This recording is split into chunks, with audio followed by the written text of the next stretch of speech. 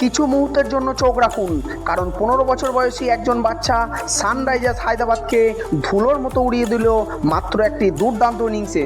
শেষ 5 ওভারে মাত্র 36 রান হওয়া সত্ত্বেও সূর্যবংশীর 29 বলে 97 ও ধ্রুব জুডেলের 21 বলে 50 রানের ওপর ভরসা করে 243 রান তোলে রাজস্থান রয়্যালস। সূর্যবংশীর এই ইনিংসে ছিল 5টি 4 ও 12টি ছক্কা।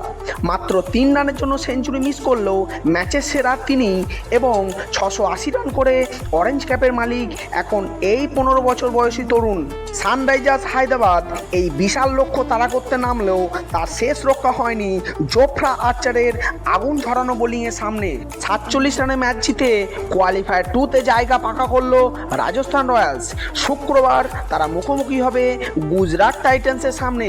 দুই টিমের জন্য রইল অনেক অনেক শুভেচ্ছা। খেলার সমস্ত কিছু আপডেট পেতে চ্যানেলটিকে সাবস্ক্রাইব করে পাশে থাকবেন।